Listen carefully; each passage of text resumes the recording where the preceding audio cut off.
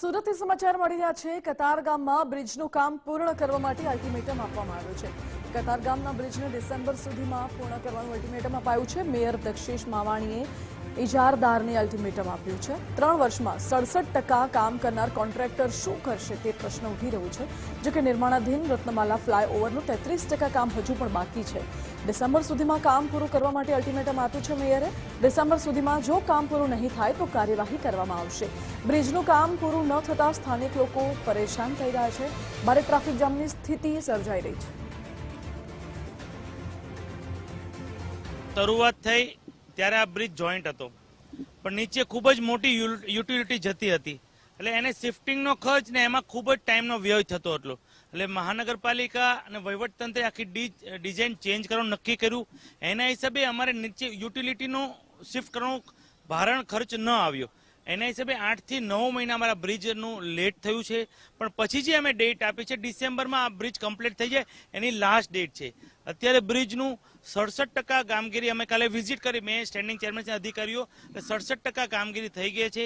એક પણ પાઇલ્સનું કામ બાકી નથી। હવે જે કંઈ કામ બાકી છે ઉપર ગર્ડર અને સ્લેબનું કામ એ ચોમાસામાં પણ થઈ શકશે। એટલે 8 મહિનાની અંદર 7.5 મહિનાની અંદર આ બ્રિજ પૂરો થવાનો અમે લક્ષ્યાંક આપ્યો છે અને ડિસેમ્બરના એન્ડિંગમાં તો ઇનોગ્રેશન થઈ જશે। સુરતના કતારગામ વિસ્તારમાં આવેલા ગજેરા સર્કલ પાસે રત્નમાલા ફ્લાયઓવર બ્રિજનું નિર્માણાધીન કાર્ય હાલ ચાલી રહ્યું છે।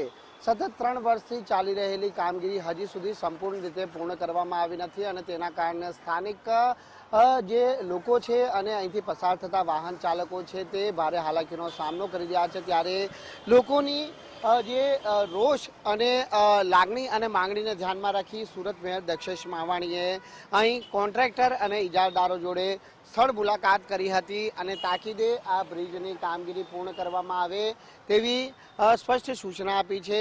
મહત્વની વાત છે કે છેલ્લા 3 વર્ષથી જે કામગીરી ચાલી રહી છે ત્યાં હમણાં સુધી માત્ર 67% જેટલી કામગીરી થઈ છે અને 33% જેટલી કામગીરી હજી પણ બાકી છે અને જોઈ શકાય છે કે અહીં પાઇલ્સ જે નાખવાની કામગીરી હવે શરૂ કરવામાં આવશે। એટલે ચોમાસા દરમિયાન પણ આ કામગીરી પૂર્ણ કરવા માટેની તાકીદ કરવામાં આવી છે। તે માટે સુરત મેયર તરફથી જે કોન્ટ્રાક્ટરને અલ્ટિમેટમ આપવામાં આવ્યું છે કે ડિસેમ્બર માસ સુધીની અંદર જે બ્રિજની સંપૂર્ણ કામગીરી છે તે પૂર્ણ કરવામાં આવે।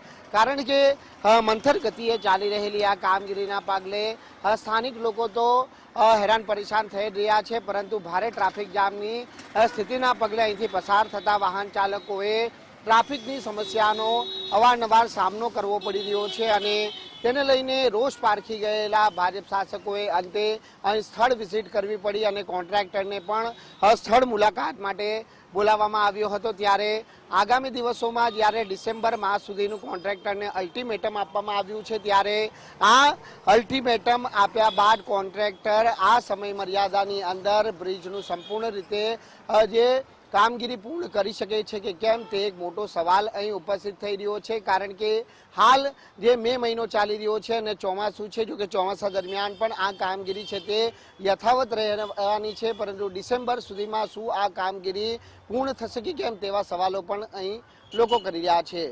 કેમેરામેન વિરલ વ્યાસ સાથે રાકેશ બ્રહ્મભટ્ટ, ગુજરાત ફર્સ્ટ, સુરત।